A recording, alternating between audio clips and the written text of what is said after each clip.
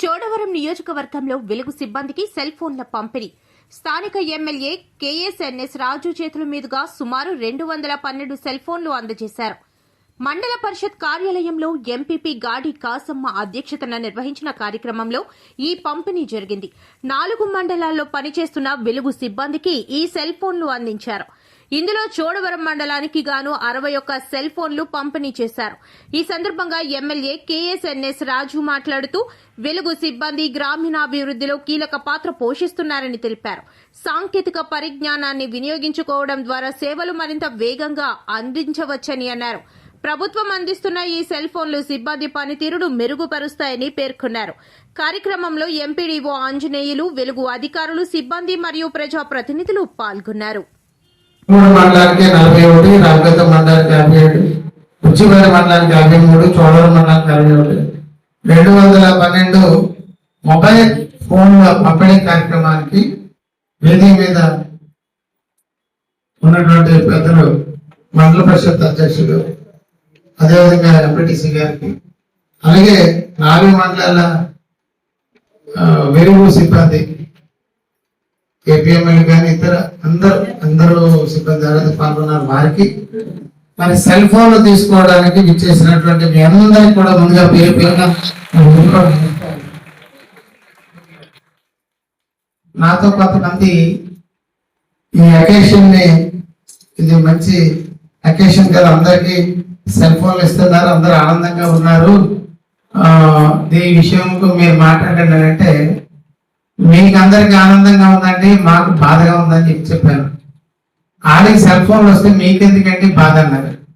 Cell ఫోన్లు వస్తుంది బాధ లేదండి, ఢిల్లీలో పార్లమెంట్ అవుతుంది, మహిళా రిజర్వేషన్ బిల్ ఆమోదం పొందుతుంది, ప్రతి నియోజకవర్గంలోని ప్రతి రాష్ట్రంలోని 33% మంది ఎమ్మెల్యేలు, 33% మంది ఎంపీలు, కొత్తగా మహిళలందరికీ రిజర్వేషన్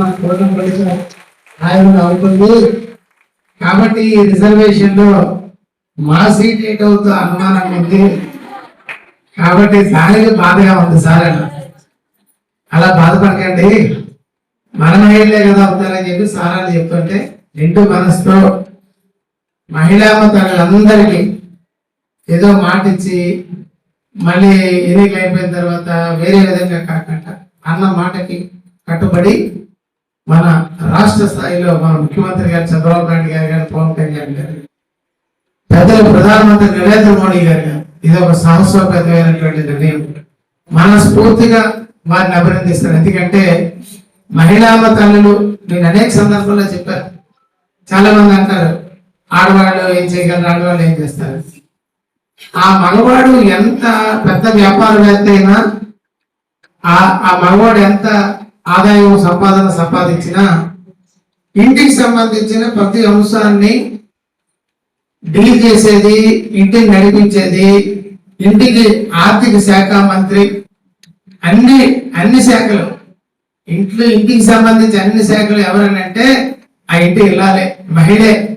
కాబట్టి ఇంటిని అంత సమర్థవంతంగా నడిపించిన వాళ్ళు గ్రామాన్ని కానీ, మండలాన్ని కానీ, నియోజకవర్గాన్ని కానీ, రాష్ట్రాన్ని కానీ, దేశాన్ని కానీ ఎందుకు నడిపించలేరనే ఉద్దేశంతో ఇవాళ మీ మహిళా మంత్రులందరి తరఫున ప్రధానమంత్రి నరేంద్ర మోడీ గారిని, అందుకు సమర్థిస్తున్నటువంటి చంద్రబాబు నాయుడు గారిని, పవన్ కళ్యాణ్ గారిని అందరూ మనం అభినందించాలి. ఇవాళ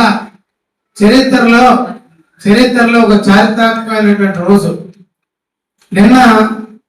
ఇవాళ పార్లమెంట్ లో బిల్లు పెట్టారండి, మహిళా రిజర్వేషన్ బిల్లు. నిన్నే వారు ఏమని చేసి ఆర్డినెన్స్ తీసుకొచ్చారు. నిన్నే ఆర్డినెన్స్ వచ్చింది.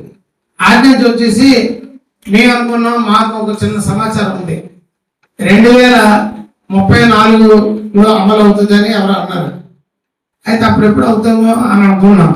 కానీ నిన్న అమిత్ షా గారు అనౌన్స్ చేశారు, 2029లో రాబోయే ఎన్నికల్లోనే ఎంపీపీ గారు, ఎంపీటీసీ గారు ఎలా కూర్చున్నారు, ఎమ్మెల్యే, ఎంపీ కూడా మహిళలు కూర్చున్న రోజు.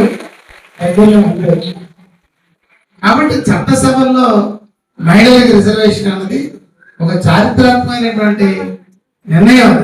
రెండోది, మహిళలకి జనాభాలోనే సగభాగం ఉన్నారు, లేకపోతే కుటుంబ వ్యవస్థలో సగభాగం ఉన్నారు, లేకపోతే ఆస్తిలో సమాన హక్కు అన్నతో పాటు పరిపాలనలో కూడా సరైనటువంటి అవకాశం కల్పిస్తే మరి జనాభాలో సగం భాగం ఉన్నటువంటి మీకు ఏదైనా కష్టం ఇబ్బంది వస్తే మగవాళ్ళతో మీరు ఫ్రీగా చెప్పుకోగలరా? మగవాళ్ళు అయితే మాతో వచ్చి అననితో మాటలను పక్కకి తీసుకెళ్తారు. అదే ఆడవాళ్ళు అయితే చెప్పడానికి వారికి ఉన్నటువంటి ఇబ్బందులు చెప్పలేరు. దానికి వాళ్ళ పెద్దలందరూ ఆలోచించి మహిళలకు కూడా తగిన ప్రాధాన్యత, ఏదో పంచాయతీ వార్డు నెంబర్లు ఇచ్చాం, సర్పంచ్ ఇచ్చాం, ఎంపీటీసీలు ఇచ్చాం, మండల పరిషత్ ఇచ్చాం, జడ్పీటీసీ మన జడ్పీ చైర్మన్ గారు కూడా సుభద్రమ్మ గారు మహిళే. ఇలాగా ఎక్కడ చూసినా మహిళా తల్లి సమాఖ్యలు మన జడ్పీటీసీ గారు మహిళే. కాబట్టి ఇంత అడిక్వేట్ రిప్రజెంటేషన్ ఉన్నది. కాబట్టి మీ మహిళలకు ఏమైనా ఇబ్బంది అంటే ఇప్పుడు మన ఎంపీపీ గారు మీ మహిళే కాబట్టి అమ్మ వాటి పని ఉందో మీ కష్టం సుఖం మంచి చెడ్డ చెప్పడానికి అవకాశం ఉంది.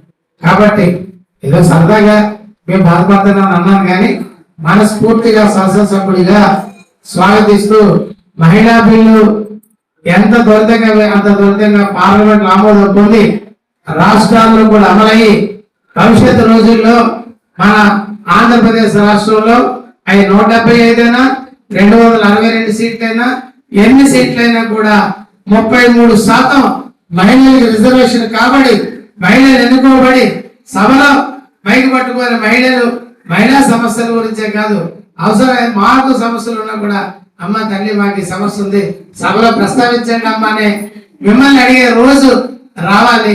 మహిళలందరూ కూడా ఆ విధంగా గౌరవింపబడాలి. పెద్దలు అంటారు ఎక్కడైతే మహిళలు గౌరవింపబడతారో పూజించబడతారో ఎవరైతే ఎక్కడైతే వారిని అన్ని విధాలుగా మహిళ కంటదని పెట్టకుండా చూసుకుంటారో అక్కడ మంచి సిరి సంపదలు ఉంటాయి, మంచి వ్యవసాయం కానీ పాడి పంట అన్నీ ఉంటాయని చెప్పారు. ఆడవారు కన్నీరు పెడితే అది మనకేమో చేసి మంచిది కాదన్నది ఇవాళ రోజు కాదు. ఆవేళ నిండు సభలో ద్రౌపదీదేవి కంటదని పెట్టింది కాబట్టి కౌరులుగా పరిస్థితి వచ్చి ఆ సమాజం కూలిపోయింది. కాబట్టి మహిళలు ఆనందంగా ఉండాలన్నటువంటి ఆలోచన